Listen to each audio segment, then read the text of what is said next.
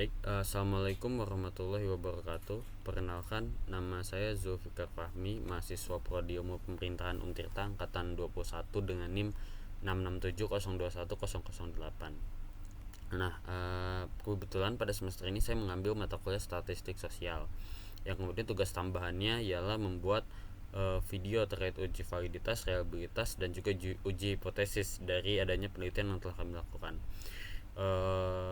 Penelitian ini dilakukan terhadap 52 sampling dari kelas 4F dan 4G Prodi Ilmu Pemerintahan yang memiliki dua variabel, yakni variabel bebas dan variabel terikat. Variabel bebasnya ialah metode student center learning, sedangkan variabel terikatnya ialah motivasi belajar. Nah, langsung saja kita ke uji validitas.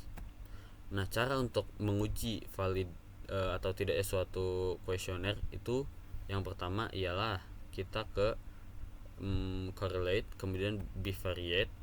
Nah, ini tadi kebetulan saya sudah menguji, jadi ada ada bekas, ada historinya. Nah, yang pertama itu kita perlu menguji variabel bebasnya dulu atau variabel x. Kita pindahkan, ini tidak usah diatur karena penelitian ini uji validitas saya itu menggunakan metode person, yang kemudian ini dicentang person. Jika kalian kendal atau eksperimen, centang keduanya. Tapi saya kan person, jadi saya centangnya yang person. Tinggal di apply. Nah, kemudian menghasilkan ini dia data-data R hitung. Nah, di uji validitas menggunakan metode person itu kan salah satu syarat validnya ialah R hitung lebih dari R table. Nah, jika 52 responden itu R table-nya ialah 0,279, yang mana R hitung dari penelitian saya dari variabel X1 hingga X5 itu di atas 0,279, yang mengatakan bahwa data tersebut valid.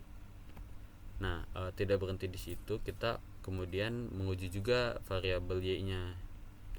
Ini variabel X-nya kita pindahkan. Kemudian variabel Y-nya kita masukkan. Nah, sama ya seperti yang tadi. Kemudian di apply. Nah, ini dia menghasilkan R hitung demikian. Masih di atas 0,279, yang menandakan bahwa R hitung itu lebih dari R table. Artinya dia lolos uji validitas. Selanjutnya kita ke uji reliabilitas. Nah, untuk uji reliabilitas itu kita ke scale, kemudian reliability analysis. Nah, ini bekas saya tadi, belum saya delete. Nah, ini yang pertama, kita masukkan variabel X-nya dulu kayak tadi, masukkan. Jangan lupa di statistik, kemudian diklik scale if item deleted, kemudian continue. Nah, selanjutnya karena saya menggunakan model Cronbach Alpha, nanti tinggal dipilih aja. Kalau saya kan Cronbach Alpha, kemudian tinggal diklik OK. Nah, ini Cronbach Alpha nya menghasilkan 0,927, yang mana syarat dari Cronbach Alpha sendiri itu ya 0,60. Nah, yang menandakan bahwa variabel X di uji reliabilitas itu valid ya teman-teman, bisa dilanjut. Nah, selanjutnya setelah sama seperti yang tadi, setelah uji variabel X, kemudian kita ke uji variabel Y nya.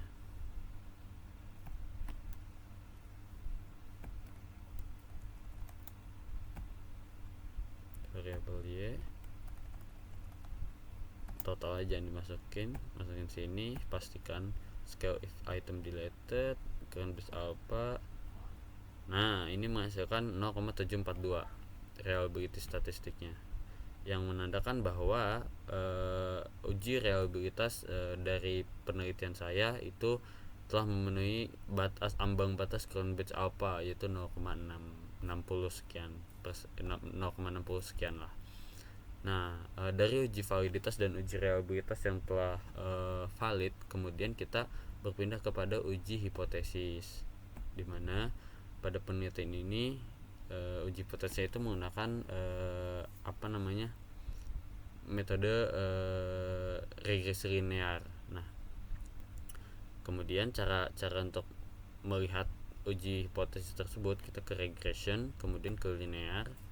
Nah ini dia, ini ada yang perlu kembali diisi.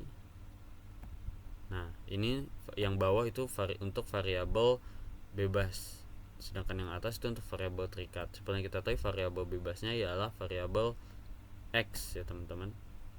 Nah kemudian variabel terikatnya variabel y. Ini tidak perlu diapa-apain. Kemudian ini juga nggak perlu diapa-apain, kita kemudian klik saja langsung oke. Nah seperti yang telah kita ketahui nih, untuk melihat hasil uji tersebut ada R-square.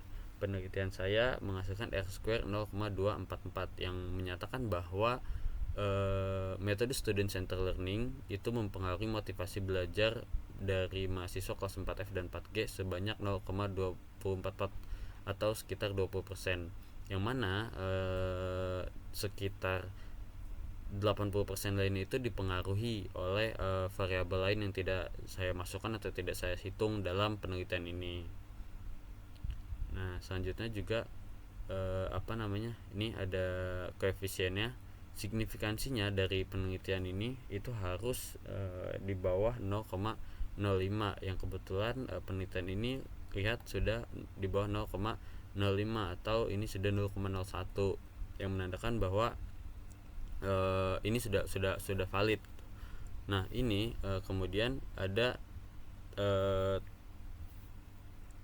R hitung, yang mana T hitungnya sendiri itu dari 52 responden itu menghasilkan 4,018, yang mana sedangkan apabila T-table-nya itu ialah jika 52 responden sebanyak 2,008,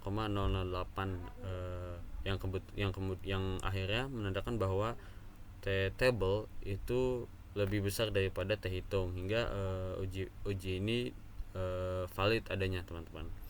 Nah jadi mungkin itu saja penjelasan mengenai cara bagaimana melakukan uji validitas, reliabilitas, serta uji hipotesis pada aplikasi SPSS. Terima kasih, maaf apabila masih banyak kesalahan atau kesalahan ucapan dalam video kali ini. Wassalamualaikum warahmatullahi wabarakatuh.